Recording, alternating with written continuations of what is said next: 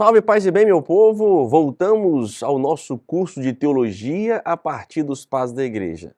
A você que venceu o primeiro módulo, que bom, parabéns, espero que tenha gostado.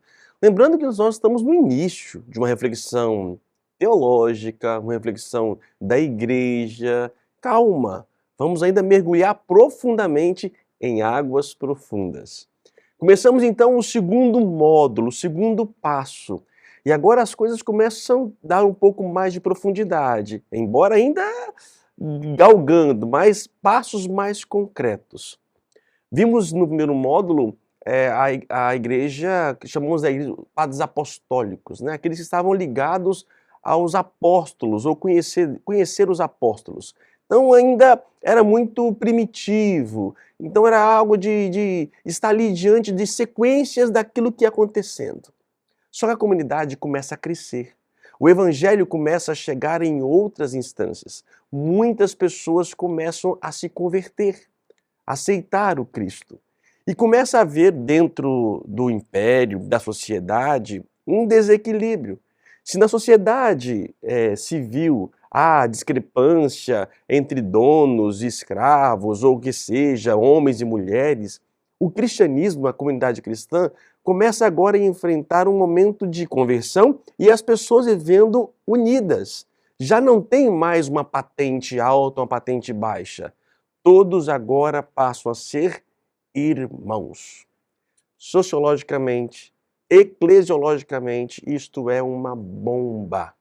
O cristianismo vem, de fato, modificar uma estrutura social e também religiosa. Nesse segundo momento, então, nós chamamos dos padres apologistas.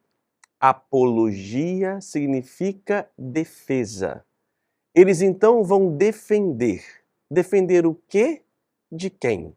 Vão defender os cristãos, a fé cristã, junto aos acusadores.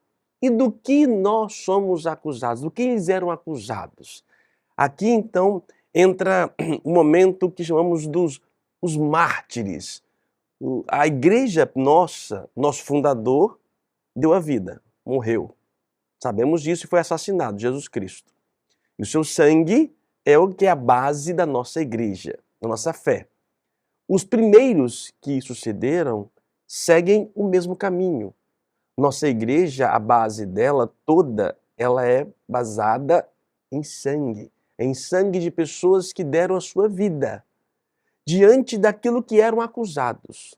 Sabemos que Jesus teve um julgamento injusto e foi condenado à morte. Deus permite a sua morte. Assim também como ele vai permitir o martírio de inúmeros, centenas de cristãos e de pessoas que deram a vida. Mas aí vem a questão, de que eles eram acusados? Depois eu vou falar da defesa. Então começamos com a vida dos mártires. Nós temos muitos santos aí nas comunidades, santos antigos, né? Santa Luzia, São Sebastião, tantos outros que celebramos em nossas comunidades, que é tudo fruto deste período da patrística, do início do cristianismo. Então vamos dizer, chega até nós relatos dos mártires. Temos 3 tipos de relatos do martírio que chegam até nós. Primeiro são relatados as listas, os processos verbais oficiais do tribunal. Então eles eram julgados em tribunais, havia ali alguém que relatava, escrevia o diálogo. Alguns desses diálogos chegam até nós temos acesso.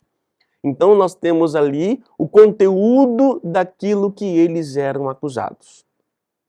Nós temos ali também uma segunda forma de relato que chega até nós, que são de testemunhas oculares ou contemporâneas, que trazem o nome de paixão, né, ou martiria. Então algumas pessoas que testemunharam o fato e escreveram e chegaram até nós. E por fim, o terceiro relato de mártires que chegam até nós é de um pouco de lendas, né? Depois de acontecimentos, alguns desses relatos apresentam uma fantástica mistura de verdade e de imaginação. Outros não passam de ficção, sem qualquer fundamento histórico. Então compreende um pouco das lendas dos mártires. Então, antes de falar do que eles eram acusados, nós estamos dizendo aqui como chega até nós.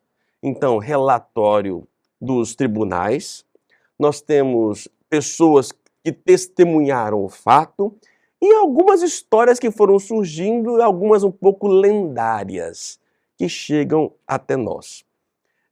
Eu separei aqui, não sei se eu vou conseguir ler para vocês todos, uma forma de relato. Nós temos aqui o primeiro grupo, né, que é os ofícios, né, lá nos tribunais. Temos aí a ata de São Justino, seus companheiros, ata dos mártires sicilianos na África. Temos atos proconsulares São Cipriano, o bispo de Cartagine. E eu tenho aqui na minha apostila, que eu disponibilizo para vocês, deixa eu ver se o tamanho aqui. Olha que interessante. Rapidamente eu vou lendo, quem sabe talvez uma imagem de fundo possa nos ajudar a amortizar um pouco a leitura. Olha o que está escrito no relato do ofício de São Justino, na morte, no julgamento de São Justino. Aqueles homens santos foram presos e conduzidos ao prefeito de Roma, chamado Rústico.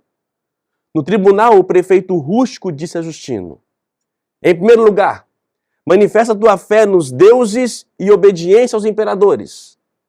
Justino respondeu: não podemos ser acusados nem presos só pelo fato de obedecermos aos mandamentos de Jesus Cristo, nosso Salvador. Rústico indagou: que doutrinas professas?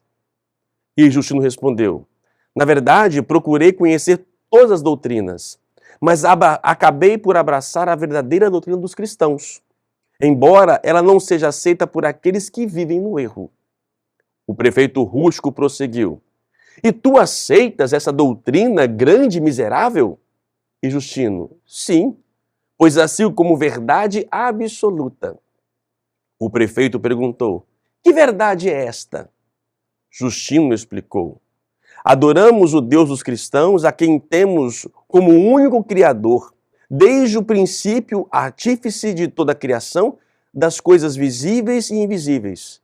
Adoramos também o Senhor Jesus Cristo, Filho de Deus, que os profetas anunciaram, viria para o gênero humano como mensageiro da salvação e mestre da boa doutrina.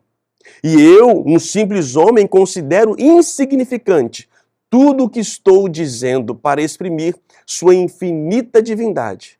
Mas reconheço o valor das profecias que previamente anunciaram aquele que afirmei ser o Filho de Deus. Sei que eram inspirados por Deus os profetas que vaticinaram sua vinda entre nós. Rústico perguntou: então tu és cristão? Justino afirmou: sim, sou cristão. O prefeito disse a Justino: ouve, tu que és dito como sábio e julgas conhecer a verdadeira doutrina, se fores flagelado e decapitado, estás convencido que subirás ao céu? Disse Justino: espero entrar naquela morada, se tiver de sofrer do que dizes, pois sei que para todos que viverem santamente está reservada a recompensa de Deus até o fim do mundo inteiro. O prefeito Rústico continuou: então tu supões que hás de subir ao céu para receber algum prêmio de retribuição? Justino replicou: não suponho, tenho a maior certeza. O prefeito Rústico declarou: basta! Deixemos isso e vamos ao que importa. A questão da qual não podemos fugir é urgente. Aproximai-vos todos os acusados e sacrificai aos deuses. Justino respondeu: ninguém de bom senso abandona a piedade para cair na impiedade. O prefeito Rústico insistiu: se não fizerdes o que vos foi ordenado, sereis torturados sem compaixão. Justino disse: desejamos e esperamos chegar à salvação através dos tormentos que sofremos por amor a nosso Senhor Jesus Cristo. O sofrimento nos garante a salvação e nos dá a confiança perante o tribunal de nosso Senhor e Salvador, que é universal e mais terrível que o teu. O mesmo também disseram os demais mártires. Faze o que quiseres. Nós somos cristãos e não sacrificaremos aos ídolos. O prefeito rústico pronunciou então a sentença. Os que não quiserem sacrificar aos deuses e obedecer à ordem do imperador, depois de flagelados, sejam conduzidos para sofrer a pena capital, segundo a norma das leis. Glorificando a Deus, os santos mártires saíram para o local determinado, onde foram decapitados e consumaram o martírio, proclamando a fé no Salvador.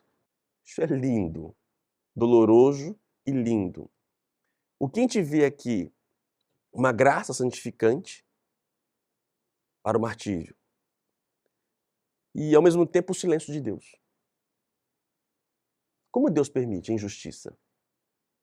Por que Deus não interviu? Eram só cristãos. Não fizeram nada demais. Mas aqueles que detêm o poder e detinham o poder, eles recusam esta fé. E assassinam. E assassinaram milhares de pessoas. Simplesmente pela fé. Ainda hoje, esses mártires continuam a existir. Ainda hoje, muitos tribunais injustos com seus poderes julgam os inocentes. E onde está Deus nessa história toda? Podemos talvez não entender, mas por outro lado, o sangue dos mártires foi a principal propaganda do evangelho na igreja primitiva. Porque as pessoas começavam a se questionar, mas que fé é esse a ponto de perder a vida, não ter medo de morrer? E assim o martírio, o sangue dos inocentes foram, de fato, esse rio caudaloso que foi chegando em todos os cantos. Os tribunais, muitos depois foram se convertendo, pessoas diante do sim daqueles. Vimos então o primeiro grupo, um relato do primeiro grupo aí, dos tribunais. E isso chega até nós. Mas eu ainda não falei por que e do que eles são acusados.